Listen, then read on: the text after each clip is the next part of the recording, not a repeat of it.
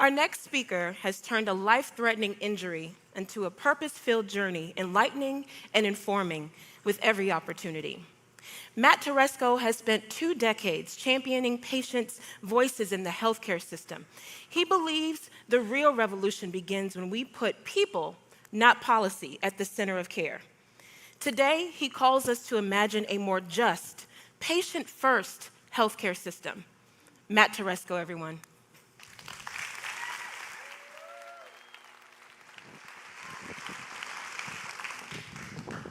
Welcome.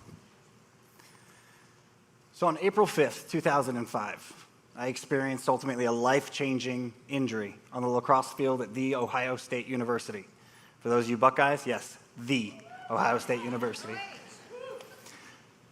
An injury that ultimately should have left me paralyzed from the neck down. I had broken my neck going for a typical ground ball, something I had done thousands of times in practice. Unfortunately, as I lay there on the field, I knew things were very different. I was completely numb. My teammates would describe it as a deer that had been hit by a car. The sounds that I was making, the convulsions, to me it was very different. To me, that entire scenario was almost blank. I could feel nothing, I could hear nothing, and I could see nothing. Again, I knew things were going to be very different. But that was further emphasized a few months later on campus, when an elderly woman came up to me out of nowhere. She grabbed my hands, asked if she could pray for me, and then uttered the following words that have stuck with me ever since. God wanted me to tell you that the only reason you're still walking is that He has a lot left for you to do. I didn't know what that meant. I knew I had some praying to do. But from that moment forward, I used that as strength to move forward into the next phase of my life that I can only describe as healthcare hell. I graduated and went into the healthcare field. And I've been in healthcare for the last 20 years. And the thing that I can tell you is if you look at that image on the right side, that's the US healthcare system. A system where those that know someone or know how to navigate it or have great insurance get the care they need, they get on that fast track. And then there's the about 90 to 95% of us that get stuck in the maze. That was me. Unfortunately, our healthcare system is also one that is geared to 2 main focuses: patient satisfaction and patient outcomes. That completely leaves the issue at hand, the injury, last. It's what can we do? How can we fix it? Let's not talk to the patient. They don't know. That needs to change. Organized medicine, because of those 2 features, is focused on treating the symptoms and not the patient. They're focused on dealing with, in my case, the pain, not the underlying condition, the breakage, or the continued problem of spine slipping that took place. From 2005 until 2022, I had 8 surgeries. Many of them like simple Band-Aids. Not very effective, some causing more pain than necessary. In fact, I had $5 million worth of completely unnecessary surgery.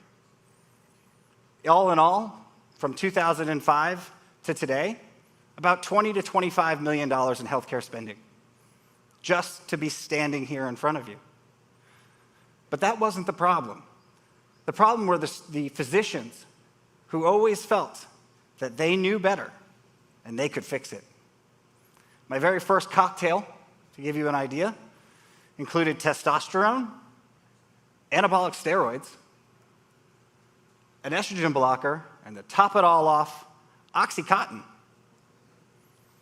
18 years of heavy opiate dependence because that was the treatment algorithm.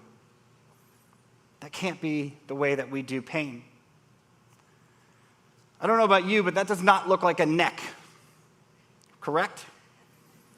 I had 4 elbow surgeries.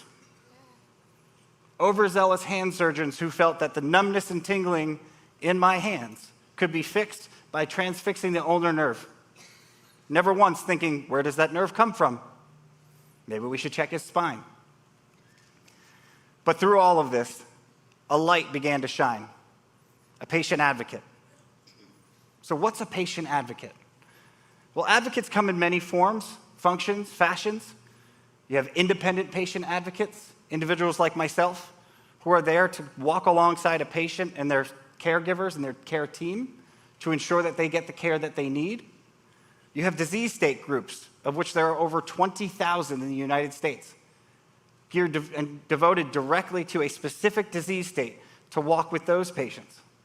And then, believe it or not, even in pharma and biotech, I know, the evil companies that we think that they are, will spend anywhere from $25 to $50 million on an annual basis to help reach the patients that don't know that help exists. So where do you find them? How do you get the help that you need? Well, they come in, as I said, they come in many different forms, functions, fashions. The independent patient advocates are certified by the Patient Advocacy Certification Board. So these folks have been through an exam.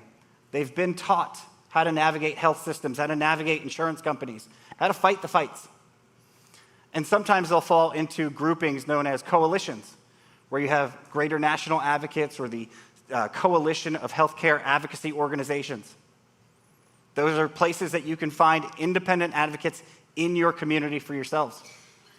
You have disease state groups, as I referenced, two noted here, the Diabetes Patient Advocacy Coalition and NORD, the National Organization for Rare Disease.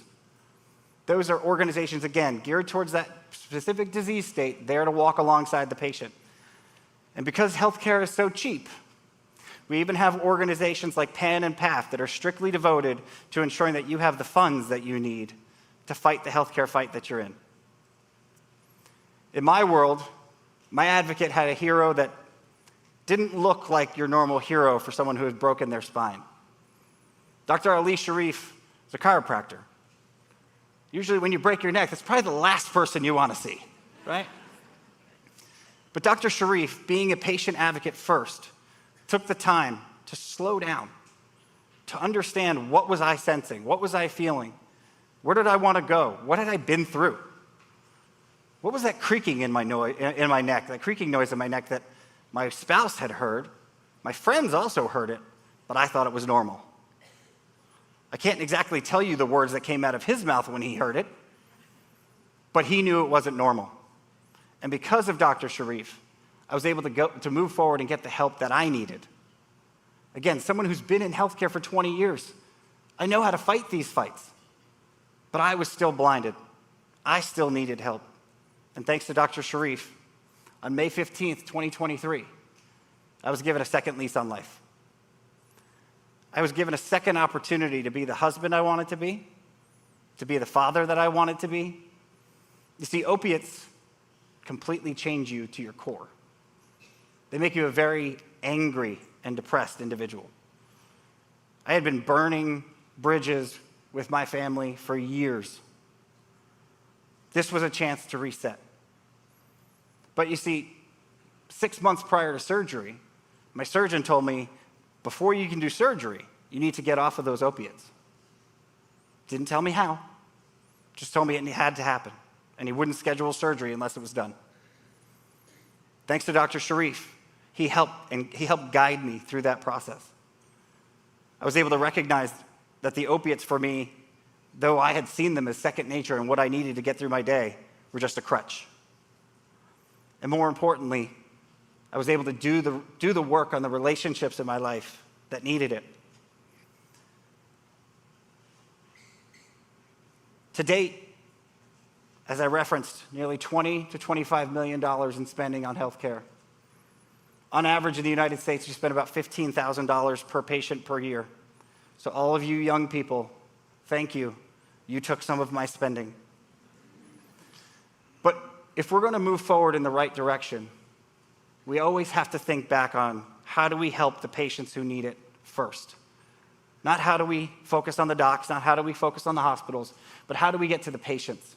And we can do that through patient advocates.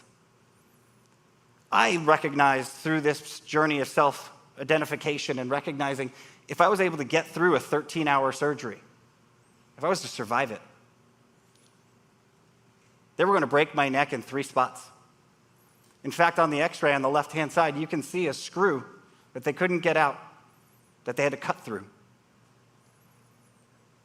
That journey of self-discovery before surgery allowed me to understand, what did I want life to look like? What impact did I want to have? How was I going to impact the patient community that I was a part of and not let this happen to others? And I recognized that I was going to have to go all in on myself. I was going to have to start a small business and focus on ensuring that pharma and biotech companies who claim to want to serve the patient community do so. Come alongside of them and ensure that those dollars are spent in the right way, and that that money is utilized to ensure that any patient that needs the help that they have finally recognized is available can get access to it. I now know what that old lady meant all those years ago. If this is all that I'm meant to do, is to share with you the impact of patient advocacy, then so be it. But I still think there's a lot more left. So my advice to you, if you or any of your loved ones find themselves in a life-changing healthcare situation, you don't have to go it alone. There's always a patient advocate. For me, as I said, with Dr. Sharif, I was able to get the surgery I needed. I can't look down, I'll tell you that. My cervical spine is fully fused. But imagine, if I had an advocate all the way back in 2005, maybe today, just maybe, I'd be able to see my toes. Thank you.